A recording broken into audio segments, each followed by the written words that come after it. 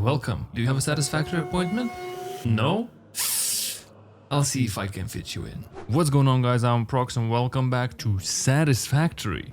In the last episode we started our first mega project in the form of this oil refining, fuel making, monstrous power generating facility, and unfortunately it is not yet operational in any capacity. But we now have infrastructure in place to turn 600 oil to 800 residue aka ore and 400 resin. As I said, it is not yet functional and I can't wait to change that, so let's go!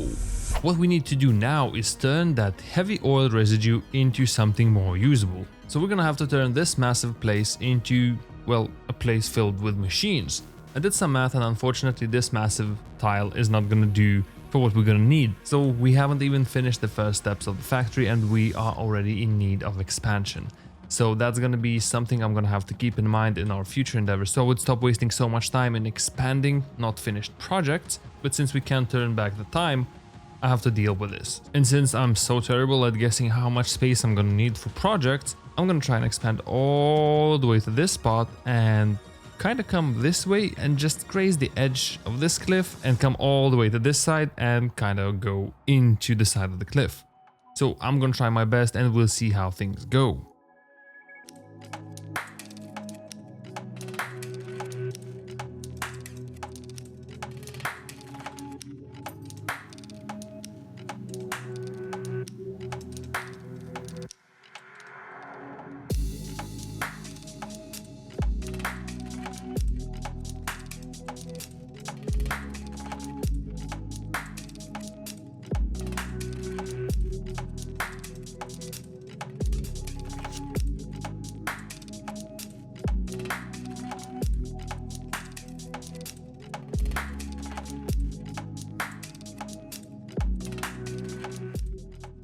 So now we should not run into too much trouble having to fit 18 of these bad boys. We also need 36 packagers.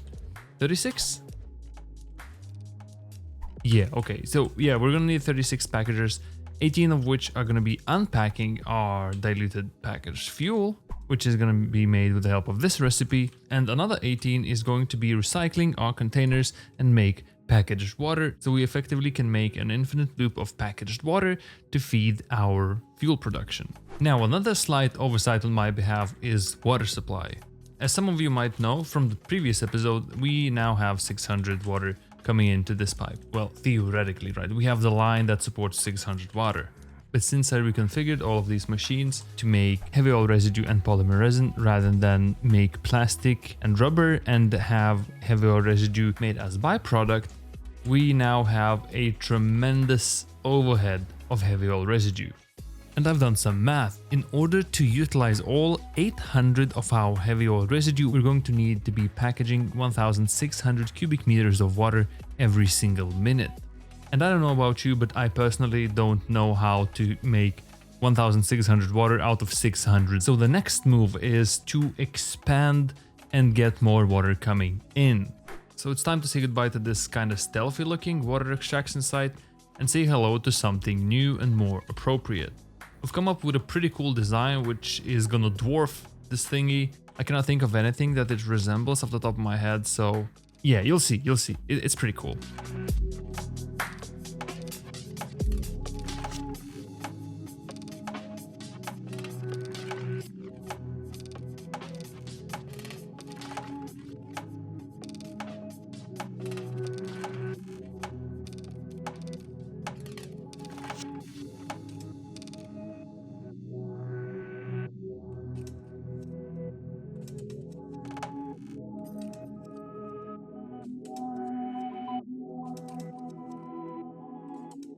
So if we get a little closer, we can see that we have 18 machines, which are extracting not 120 cubic meters of water as they do by default, but only 100.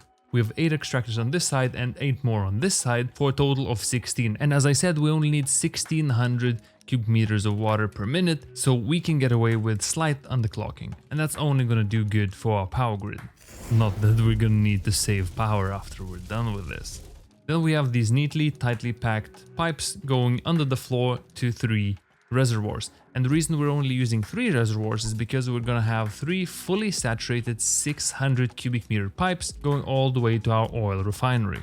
And now all I gotta do is actually do the piping. Whoa, that was trippy. Here I was thinking that I was just about to be done with all the piping work, but then I realized that these 3 pipes are never gonna fit down there. Because if we take a look, right, they pretty much take the entire width of this bus. And what I didn't realize at first is that we actually have 1 extra pipe going through here, which is oil.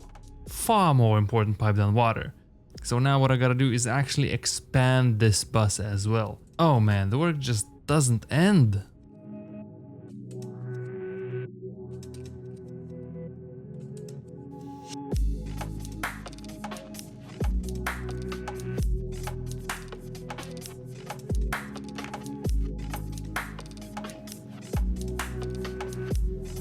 I mean, yeah, it's not the most prettiest thing that I've built, but it's gonna do the job.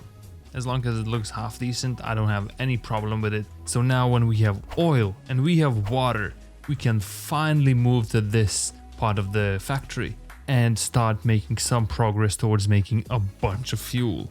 And I want to start by consuming our polymer resin. So if we grab a couple of refineries, 4 on this side and 4 more on this side, boom, boom, boom, and boom. The ones on this side are simply going to be making plastic from polymer resin and water. We're going to get polymer resin from the machines on the other side of the wall, and we're going to get water from this thingy.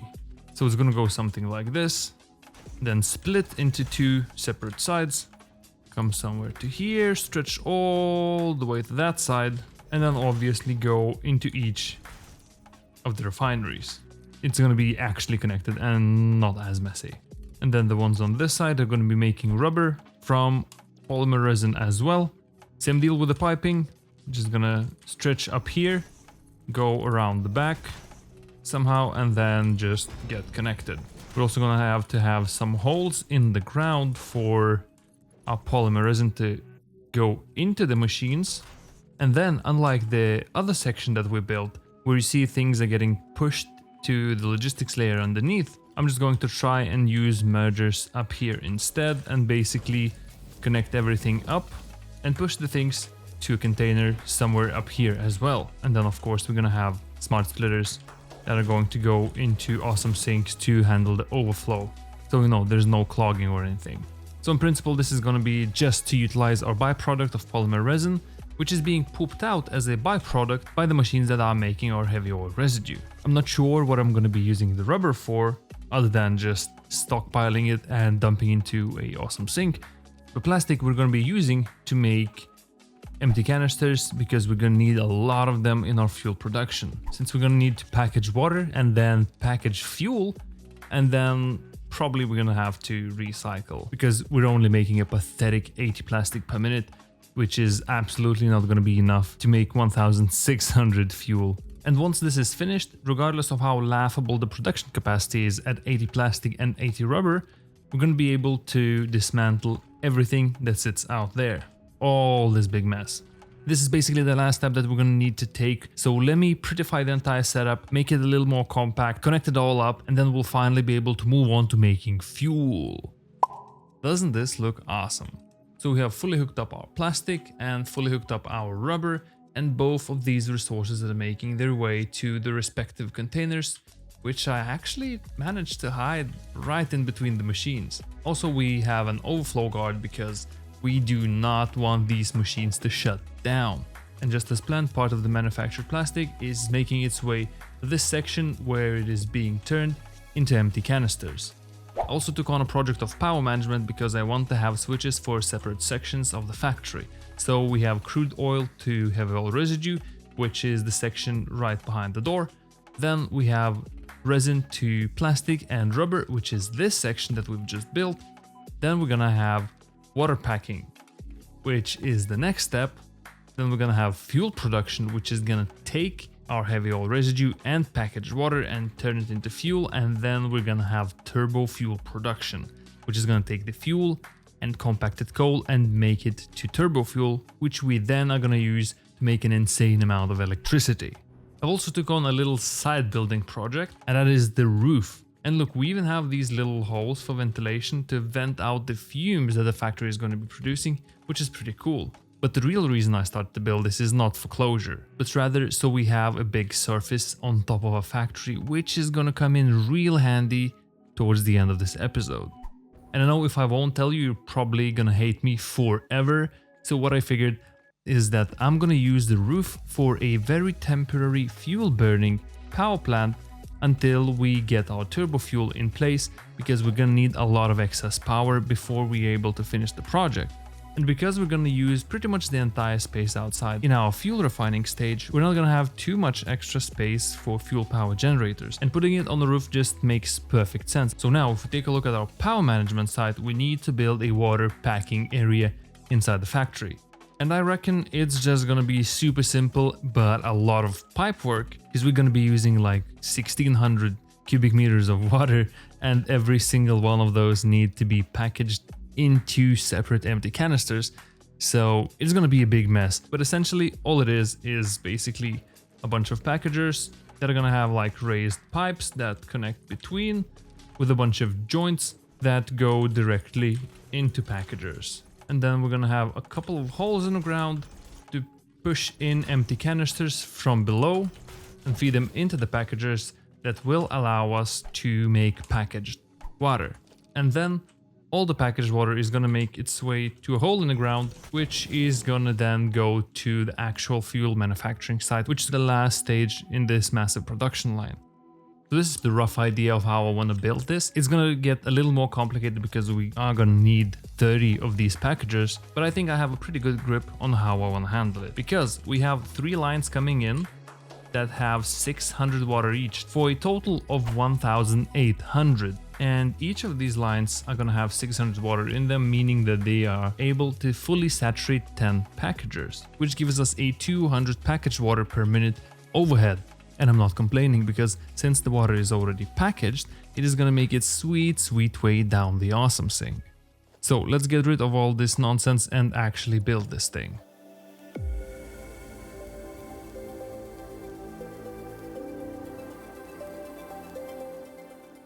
While you're enjoying this beautiful time lapse, I want to remind you to click the like button, because let's be honest, you're still watching, meaning you actually like the video.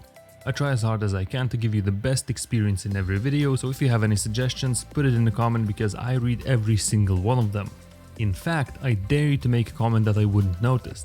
It can literally be anything, your favorite emoji, or color, or a number, or a funny phrase, it really doesn't matter. It will also confuse the hell out of everyone who didn't watch this part of the video, which is pretty funny.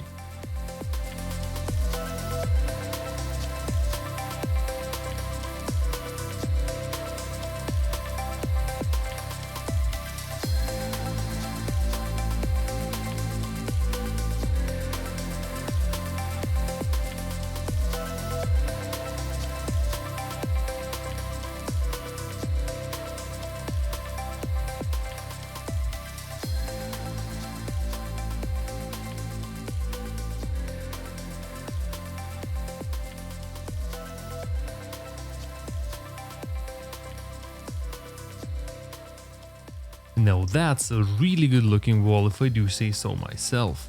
So far we've made tremendous progress in this episode. Unfortunately that's gonna be all for now, but I promise we will get our fuel production and a temporary power plant going in the next episode.